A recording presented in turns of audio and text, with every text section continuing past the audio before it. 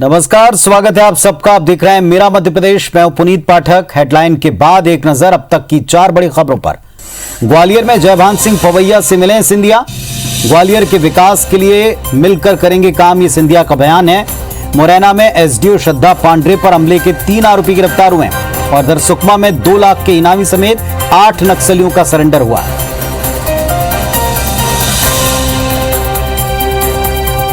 और बुलेटिन में विस्तार से खबरों को आप तक पहुंचाएं। इसके पहले मध्य प्रदेश की 4 बड़ी खबरें भी देख लीजिए। आज महंगाई को लेकर केंद्र के खिलाफ कांग्रेस ने देशव्यापी प्रदर्शन किया।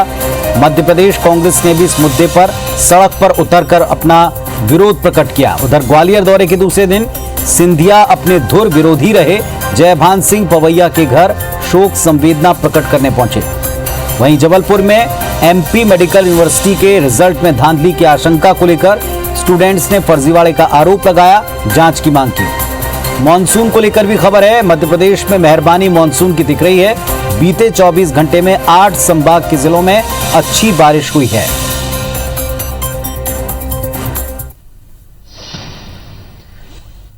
चलिए अब खबरों को विस्तार से देखते हैं। सबसे पहले महंगाई जिसने आम जनता की कमर तोड़ रखी है, उसके खिलाफ आज कांग्रेस पार्टी ने पूरे देश में और इसी के तहत प्रदेश में प्रदर्शन किया। पेट्रोल, डीजल, रसोई गैस के दाम में लगातार इजाफा हो रहा है, जिसको लेकर कांग्रेस आज सड़क पर उतरी। मध्य प्रदेश के 4 शहरों की तस्वीर आपको दिखा रहे हैं। भोपाल, इंदौर, ग्वालियर और जबलपुर में कांग्रेस ने हल्ला बोला। भोपाल में पूर्व सीएम दिग्विजय सिंह, पीसी शर्मा समेत कई कांग्रेसी सड़कों पर उतरे। दिग्विजय सिंह और पीसी शर्मा समेत 30 लोगों पर केस भी दर्ज किया गया है। वहीं इंदौर में सज्जन सिंह वर्मा, जबलपुर में कांग्रेस विधायक विनय सक्सेना के नेतृत्व में विरोध प्रकट किया गया।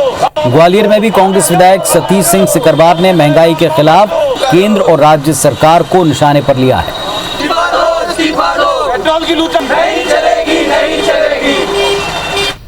बंगाल के चुनाव के पहले उन्होंने भाव कम किए। पूरे तरीके से पेट्रोल डीजल के भाव बढ़ाने के लिए राजनीति की जा रही है। अब जनता उनकी बात समझ चुकी है। ये सरकार ने महंगाई कम करने की बात कही थी, मोदी सरकार ने। महंगाई बढ़ गई और जब इंटरनेशनल मार्केट में क्रूड ऑयल का दाम कम हो रहे हैं तब ये बढ़ा रहे हैं। ये इनकी कमाई केवल डीजल पेट्रोल का जो टैक्स है उसी पे हो रही है। सरकार को तो जगा रहे हैं, जनता को भी याद दिला रहे हैं कि आप इधर कोरोना के संक्रमण से जूझ रहे थे। कोई ऐसा परिवार नहीं है जो इफेक्टेड न हुआ हो कोरोना से। उसकी आड़ में नरेंद्र मोदी और शिवराज ने मिलके 18 बार गैस, डीजल, पेट्रोल के भाव बढ़ाए 1 महीने में। लगातार महंगाई की मार जनता पे पड़ रही है। एक तरफ तेल से लेके दाल से लेके सभी जगह सभी चीज़ें महंगी होती जा रही हैं। दूसरी तरफ पेट्रोलियम पदार्थ इतने महंगे हो रहे हैं, चाहे वो किसान हो, गरीब आदमी हो, चाहे वो कोई भी हो, उस पर मार पड़ रही है। इधर भोपाल में यूथ कांग्रेस कार्यकर्ताओं ने प्रदेश अध्यक्ष विक्रांत भूरिया के नेतृत्व में बोर्ड ऑफिस चौराहे पर सांकेतिक तौर पर फांसी लगाकर प्रदर्शन किया। विक्रांत भूरिया ने कहा कि देश में लगातार महंगाई बढ़ी है, पेट्रोल डीजल की कीमतें आसमान पर हैं। ऐसे में फांसी लगाने के अलावा कोई और विकल्प नहीं बचा है। कांग्रेस के विरोध प्रदर्शन को प्रदेश के कृषि मंत्री कमल पटेल ने कोरी नौटंकी बताया। उन्होंने कहा कि सत्ता से बाहर हुई कांग्रेस सत्ता के लिए तड़प रही। इतनी ज्यादा महंगाई हो गई है कि फांसी लगाने के अलावा उनके पास कोई चारा नहीं बचा है। पेट्रोल डीजल के दाम, गैस सिलेंडर के दाम, तेल के दाम, खाने के तेल के दाम सब इतने बढ़ा दिए हैं कि आम जनता पूरी तरह से टूट चुकी है। जिस प्रकार सत्ता के वो पानी के अंदर मछली रहती है और उसको बाहर रेत में लाके पटक दो तो किस प्रकार तड़पती है, ये सत्ता के 15 महीने में इनने प्रदेश को खूब लूटा, खूब मजे मारे और इसलिए अभी इनको सत्ता से बाहर हो गए। तो ये तड़प रहे हैं और इसलिए नौटंकी कर रहे हैं। कांग्रेस ने केंद्र और प्रदेश सरकार पर जनता को लूटने का आरोप लगाया, तो वहीं बीजेपी का कहना है कि कांग्रेस के पास कोई मुद्दा नहीं, इसीलिए बेवजह अब वो हंगामा मचा रही है। जो लोग शीशों के घरों में रहते हैं उन्हें दूसरों पर पत्थर नहीं फेंक रहे। वो कांग्रेस को अधिकार किसने दिया जिसने अपने घोषणा पत्र में डीजल पेट्रोल के दाम कम करने का कहा था और कम तो नहीं किए, बढ़ा और दिए थे। देश की जनता जब संकट में है तब भी संकट में राजनीति करना, मैं समझता हूँ इससे निम्न स्थिति नहीं होगी। महंगाई 2-3 महीने के लिए शायद रहेगी, उसके बाद उस पर नियंत्रण भी हम पाएंगे, इसका मुझे पूरा विश्वास है। अपने घर को तो बचा ले, फिर दूसरी बात करें। आप देखो मध्य प्रदेश में भी क्या स्थिति है, अब प्रदेश अध्यक्ष जो राहुल भैया, और उधर देख लो राजस्थान में क्या हो रहा है। कांग्रेस पहले एक तो हो जाए, फूल फुटेबल, फिर बाद में बात करेंगे। ये भाई बड़ा संकट है, आपदा है, महामारी है, इस पे भी तो कांग्रेस को करना चाहिए। राजनीति में कुछ भी असंभव नहीं, ये बात आज उस वक्त फिर सिद्ध हुई जब कभी एक दूसरे के धुर विरोधी रहे ज्योतिरादित्य सिंधिया जयभान सिंह पवैया से मिलने उनके घर पहुंचे, साथ बैठे, बातचीत हुई। हालांकि मौका शोक संवेदना प्रकट करने का था, लेकिन इस दौरान ग्वालियर अंचल के इन दो दिग्गज नेताओं की इस मुलाकात पर भी सियासी अटकलबाजी का दौर चला। तस्वीर ग्वालियर की है, जब ज्योतिरादित्य सिंधिया जयभान सिंह पवैया के घर पहुंचे। दरअसल 20 अप्रैल को जयभान सिंह पवैया के पिता का निधन हो गया था, जिसके बाद सिंधिया शोक संवेदना प्रकट करने वहां पहुंचे। चूंकि सिंधिया और पवैया कभी एक दूसरे के धुर विरोधी रहे हैं, इसलिए पहली बार इन दोनों के मेल मिलाप की तस्वीरें चर्चा का विषय बन गईं। दोनों नेताओं के बीच बंद कमरे में 20 से 25 मिनट तक बातचीत हुई है। मुलाकात के बाद सिंधिया ने कहा कि पवैया से नया संबंध, नया रिश्ता कायम करने की कोशिश की है। अतीत अतीत होता है, वर्तमान और भविष्य में साथ काम करेंगे। वहीं पवैया ने कहा कि इस मुलाकात को किसी दूसरे मायने से जोड़कर न देखा जाए। अतीत अतीत होता है, वर्तमान और भविष्य पे पवैया जी और हम दोनों कार्य करते हैं, और जो उनका साथ और उनका प्रेम आज मुझे मिला है, मैं अपना सौभाग्य समझता हूँ। इसलिए सिंधिया जी का आज मेरे आवास पर आना, ये एक कार्यकर्ता का दूसरे कार्यकर्ता के दुख बांटने से ज़्यादा किसी और मायने में नहीं देखा जाना चाहिए। इससे पहले सिंधिया ने ग्वालियर संभाग के 5 जिलों के लिए 5 एम्बुलेंस दान की, लेकिन इस दौरान आयोजित कार्यक्रम में कोरोना गाइडलाइन की धज्जियां उड़ती दिखी। जिले में लागू रूल ऑफ 6 का पालन नहीं किया गया। कार्यक्रम में काफी भीड़ उमड़ी, जहां सोशल डिस्टेंसिंग नाम की कोई चीज नजर नहीं आई। खास बात यह कि ये कार्यक्रम तब हुआ जब प्रदेश में राजनीतिक, धार्मिक और अन्य सामाजिक कार्यक्रमों पर रोक लगी है। हमारे क्षेत्र में माधवराव सिंधिया स्वास्थ्य मिशन के साथ मिलकर 5 एम्बुलेंस की सौगात दी है। इसी के साथ हमारी प्रदेश सरकार, हमारे सारे मंत्री केजरीवाल साहब और हम इस बात पे संकल्पित हैं कि क्षेत्र की स्वास्थ्य सेवाओं में वृद्धि हम लोग लाएं। बहरहाल सिंधिया मध्य प्रदेश की राजनीति में सक्रियता दिखा रहे हैं। भोपाल से लेकर ग्वालियर तक बीजेपी नेताओं से उनकी मुलाकातें चर्चा का विषय बनी है।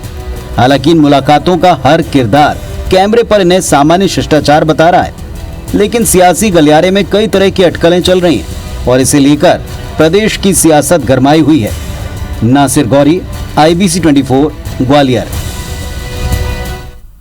इधर मुरैना के सुमावली में खुरई स्टॉप डैम को लेकर सियासत गर्मा गई। कांग्रेस विधायक और पूर्व सुमावली विधायक का आरोप है कि डैम का फायदा नहीं मिल पा रहा, ग्रामीण पानी के लिए आज भी तरस रहे हैं। कांग्रेस नेता डैम निर्माण को लेकर भ्रष्टाचार के आरोप लगा रहे हैं, साथ ही दोषियों पर कार्रवाई की मांग कर रहे हैं। इधर जल संसाधन विभाग के अधिकारियों का कहना है कि पानी का सिंचाई में उपयोग हो चुका है। इसके अलावा छोटे छोटे स्टॉप डैम को पानी की कमी के कारण इस्तेमाल किया गया है, उनका भी इस्तेमाल हुआ है। उस जो जितना पैसा उसमें लगाया उसकी कोई उपयोगिता नहीं है। निश्चित तौर पर मैं आदरणीय कमलनाथ जी से कहूंगा कि इसमें जो बंदरबाट हुआ है इस पैसे का, उसकी जांच कराई जाए, चाहे वो कोई भी हो। इसमें जो लिप्त होगा उसके खिलाफ कार्रवाई की जाएगी और मैं मुख्यमंत्री के लिए ही पत्र लिखूंगा। सिंचाई की सुविधा के लिए अभी रबी की फसल में किसानों को पानी मिला है, लेकिन अभी जो है किसानों ने पानी ले लिया इसलिए वो खाली हो गया। ऐसी स्थिति नहीं है तो उसमें पानी नहीं भर रहा है या पानी नहीं रुक रहा है, और अगर कोई ऐसी स्थिति है तो मैं स्वयं उसको जाके देख लेता हूँ। मध्य प्रदेश में नकली बीज और खाद को लेकर कृषि मंत्री कमल पटेल ने कहा कि इस मामले में कृषि विभाग लगातार कार्रवाई कर रहा है। खंडवा में नकली बीज बिक रहा था, जिस पर उन्होंने खुद निगरानी कर कार्रवाई की। 5 अधिकारियों को निलंबित किया। राज्य बीज प्रमाणीकरण संस्था से जुड़े ये सभी अधिकारी खंडवा में पदस्थ थे। कृषि मंत्री ने कहा कि नकली बीज बेचने वालों पर एफआईआर भी होगी। कृषि मंत्री कमल पटेल ने विभागीय अधिकारियों को निर्देश दिया है कि खाद बीज के मामले में गड़बड़ी बर्दाश्त नहीं होगी। जहां भी शिकायत मिले जांच कर कार्रवाई की जाए। अधिकारी किसी भी स्तर का हो, बख्शा नहीं जाए। खंडवा में बड़े पैमाने पर नकली बीज के कारोबार की शिकायत मिली थी, जिसके बाद इंदौर से टीम भेजकर कार्रवाई की गई। इसमें नकली बीज तैयार करना प्रमाणित पाया गया।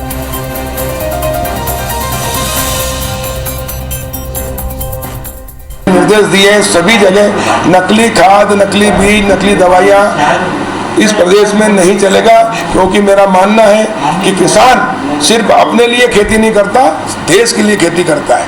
और इसलिए नकली बीज, नकली दवाई, नकली खाद अगर बोएगा तो उसकी फसल बर्बाद होगी, तो उसका तो नुकसान होगा, लेकिन राष्ट्र की भी कृषि उत्पादन पे विपरीत असर पड़ेगा, जिससे राष्ट्र का भी नुकसान है। मध्य प्रदेश में अपनी विभिन्न मांगों को लेकर नर्सिंग स्टाफ लगातार विरोध कर रहा है। विरोध सप्ताह मना रहा है। तीसरे दिन नर्सों ने पीपीई किट पहनकर विरोध किया। जबलपुर से लेकर इंदौर और ग्वालियर तक प्रदेश भर में नर्सिंग स्टाफ ने प्रदर्शन किया है। दरअसल नर्सिंग स्टाफ रोजाना नए तरीके से प्रदर्शन कर अपना गुस्सा जता रहा है। पहले दिन काली पट्टी बांधी, दूसरे दिन मुख्यमंत्री को पोस्ट कार्ड लिखे, तीसरे दिन पीपीई किट पहनकर विरोध जताया। कल मानव श्रृंखला बनाकर प्रदर्शन किया जाएगा। नर्सों ने कहा कि उनकी मांगें न मानी गई तो वो मजबूरन काम बंद करेंगे और इससे पैदा होने वाले हालात के लिए सरकार जिम्मेदार होगी। दरअसल nursing staff pension, second grade pay पदोन्नति और वेतन बढ़ोतरी समेत 9 सूत्री मांगे हैं, जिनको लेकर नर्सेस प्रदर्शन कर रही हैं।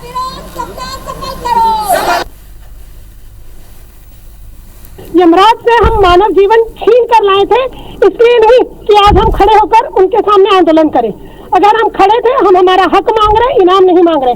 11 सालों से चुप थे, अब नहीं रहेंगे। शासन नहीं जागी तो ऑब्वियस सी बात है कि यहाँ पर अब अनिश्चितकालीन हड़ताल होगी। सांकेतिक धरना प्रदर्शन, 2 घंटे का काम बंद। इसके बाद भी सरकार को किसी भी प्रकार की मरीजों के प्रति हितैषी नहीं हुई तो हमें अनिश्चितकालीन हड़ताल की ओर अग्रसर होना पड़ेगा। देखिए, हमारा चरणबद्ध विरोध सप्ताह चल रहा है। तीसरे दिन हम लोगों ने पीपी किट पहन के प्रदर्शन किया है और अगर इस बार हमारी मांगों को नहीं माना गया और हम अगर अनिश्चितकालीन हड़ताल में चले गए तो प्रशासन और शासन जितनी भी शक्ति हम पे कर सकता है वो अपनी शक्ति पे रहेगा और हम अपनी मांगों पे अड़े रहेंगे। इस बार हम कदम पीछे नहीं हटाएंगे। जबलपुर में मध्य प्रदेश की इकलौती मेडिकल यूनिवर्सिटी में बड़ा घोटाला सामने आया। एमपी मेडिकल यूनिवर्सिटी में यह घोटाला व्यापम फर्जीवाड़े की तर्ज पर किया गया, जहां छात्र छात्राओं को पास फेल करने का एक बड़ा खेल खेला गया। फर्जीवाड़े का आरोप विश्वविद्यालय में रिजल्ट बनाने वाली कंपनी माइंड लॉजिक्स पर है, जिसने एब्सेंट छात्र छात्राओं को भी पास कर दिया। ये जबलपुर से आई एक्सक्लूसिव रिपोर्ट देखें।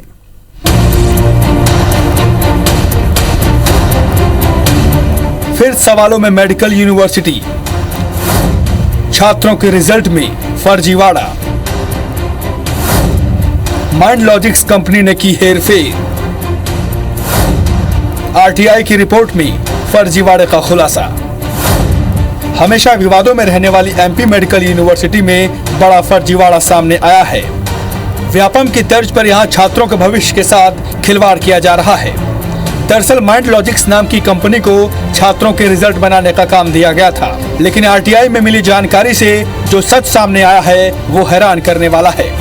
माइंड लॉजिक्स कंपनी को रिजल्ट बनाने का काम मिला। कंपनी ने छात्र छात्राओं के रिजल्ट में हेरफेर किया। परीक्षा में एब्सेंट रहे स्टूडेंट्स को भी पास कर दिया गया। यूनिवर्सिटी की शीट और स्टूडेंट्स के मार्कशीट के अंक में अंतर पाया गया। इस पूरे मामले की शिकायत आरटीआई एक्टिविस्ट अखिलेश त्रिपाठी ने चिकित्सा शिक्षा विभाग से की थी, जिस पर जांच शुरू हो गई है।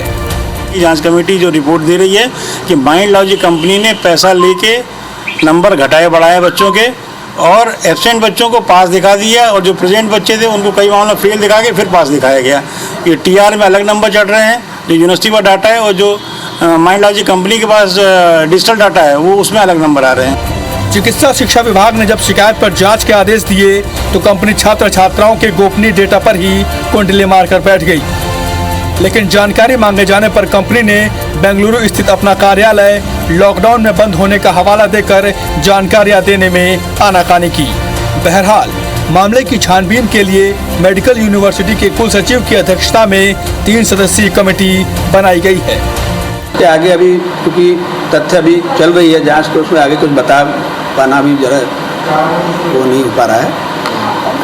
आगे जैसी जब जांच शासन पर पहुंच जाएगी तो कार्रवाई अपने आप स्वतः आपके सामने आ जाएगी। जांच समिति बनाई गई है, उसमें उस हिसाब से देख रहे हैं। बताया जा रहा है कि मेडिकल यूनिवर्सिटी में रिजल्ट का काम संभाल रही माइंड लॉजिक्स कंपनी की गड़बड़ियां पहले भी पाई गई थी। किस्मत के बदले अस्मत कांड से पहले भी बदनाम हुए जबलपुर के चिकित्सा शिक्षा जगत पर एक और दाग लगा है। इस बार मध्य प्रदेश की एमपी मेडिकल यूनिवर्सिटी में रिजल्ट का काम देखने वाली माइंड लॉजिक कंपनी ने बड़ा फर्जीवाड़ा किया, जिसमें नाकाबिल छात्र छात्राओं को पास कर दिया गया। अब मामले की जांच की जा रही है, लेकिन देखना होगा कि व्यापम फर्जीवाड़े के तर्ज पर हुए इस घोटाले में क्या कोई और भी बड़ी जाँच होती है और आरोपियों पर कार्रवाई कब तक होती है। कैमरामैन सतीश सराठे के साथ विजेंद्र पांडे, IBC 24 जबलपुर। बीजेपी के राष्ट्रीय मंत्री और मध्य प्रदेश सरकार के पूर्व मंत्री ओम प्रकाश धुर्वे और उनकी पत्नी ज्योति धुर्वे की मुश्किलें बढ़ सकती हैं। जबलपुर हाईकोर्ट ने राज्य सरकार से ये पूछा है कि डिंडौरी में हुए एम्बुलेंस घोटाले के इन दोनों आरोपियों पर कार्रवाई क्यों नहीं की गई। वहीं हाईकोर्ट ने सरकार से 2 हफ्ते में जवाब मांगा है। मामला साल 2012-13 का है, जब दीनदयाल चलित अस्पताल योजना संचालित थी। योजना के तहत सरकारी अस्पतालों में किराए से AC एम्बुलेंस मुहैया करवानी थी, जो अस्पताल की तरह हो और मरीजों को चलते फिरते इलाज मुहैया हो सके। योजना के तहत गजानन शिक्षा एवं जन सेवा समिति को ठेका दिया गया, जिसके अध्यक्ष पूर्व मंत्री ओम प्रकाश धुर्वे और सचिव ज्योति धुर्वे थी। योजना के तहत डिंडौरी जिले में कई एम्बुलेंस कागजों पर ही चला दी गई। एम्बुलेंस के नाम पर truck, fire brigade, school bus और ट्रैक्टर के नंबर देकर लाखों का भुगतान ले लिया गया। मामले पर हाईकोर्ट में जनहित याचिका दायर की गई थी, जिस पर कोर्ट ने सरकार से जवाब मांगा है।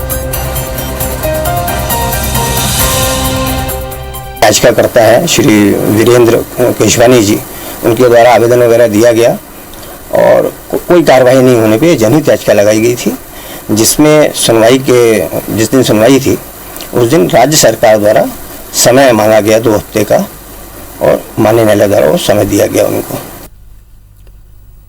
इधर छतरपुर में बक्सवाहा के जंगलों को बचाने के लिए लगातार लोग आवाज उठा रहे हैं। बक्सवाहा के जंगल में स्वीकृत हीरा खदान को लेकर NGT ने आदित्य बिड़ला ग्रुप की SL माइनिंग कंपनी से स्पष्टीकरण मांगा। मामले पर सुनवाई के दौरान खनन कंपनी की तरफ से जवाब पेश किया गया। कंपनी ने कहा कि हीरा खदान से पर्यावरण को नुकसान नहीं पहुंचेगा। कंपनी का यह जवाब सुनकर NGT की भोपाल बेंच ने 15 दिनों के भीतर विस्तृत स्पष्टीकरण मांगा है। पूछा है कि हीरा खदान के संचालित होने से पर्यावरण को कैसे नुकसान नहीं पहुंचेगा। मामले पर अगली सुनवाई 15 दिन बाद है। नेशनल ग्रीन ट्रिब्यूनल ने दोनों की बात सुनते हुए आदेश दिया है कि एक्सेल कंपनी जो खदान कंपनी है वो अपनी स्थिति स्पष्ट करे, और वो भी शपथ पत्र के साथ 15 दिनों के भीतर अपनी स्थिति स्पष्ट करे और तदनुसार अपना कथन जो है नेशनल ग्रीन ट्रिब्यूनल में प्रस्तुत करे, तब जाकर के होगा। मुरैना में वन कर्मियों पर लगातार हो रहे हमले को लेकर पुलिस ने मोर्चा संभाल लिया है। SDO श्रद्धा पांडे पर हमला करने वाले 3 आरोपियों को पुलिस ने 24 घंटे में गिरफ्तार कर न्यायालय में पेश किया। दूसरे आरोपियों की गिरफ्तारी के लिए पुलिस ने धरपकड़ तेज कर दी। 7 मुख्य आरोपियों के अलावा 100 से अधिक अज्ञात आरोपियों के खिलाफ भी पुलिस ने मामला दर्ज किया है। मुखबिर की सूचना पर पुलिस ने आरोपी सरनाम सिंह सिकरवार और मरैया शर्मा को लोहिकपुरा गांव और भारत सिंह को पठानपुरा से गिरफ्तार किया। माफिया ने 100 से अधिक लोगों को साथ लेकर के हमला किया था। ट्रैक्टर ट्रॉली छुड़ाकर भागे थे। इस घटना के बाद SDO ने आरोपियों के खिलाफ मामला दर्ज करवाया था। 6-7 आरोपी नामजद थे। कल उनके यहाँ सबके यहाँ दबिश कराई गई थी। उसमें 3 आरोपी जिसमें प्रमुख रूप से जो इसमें इन्वॉल्व थे उसमें उनको गिरफ्तार किया गया है, और बाकी आरोपी हैं उनके सबके परिवार वालों के दबिश दी गई है, तो उसमें और आगे कार्रवाई की जा रही है। इस बुलेटिन में फिलहाल इतना ही। खबरों अपडेट्स के लिए आप देखते रहिए IBC 24। नमस्कार।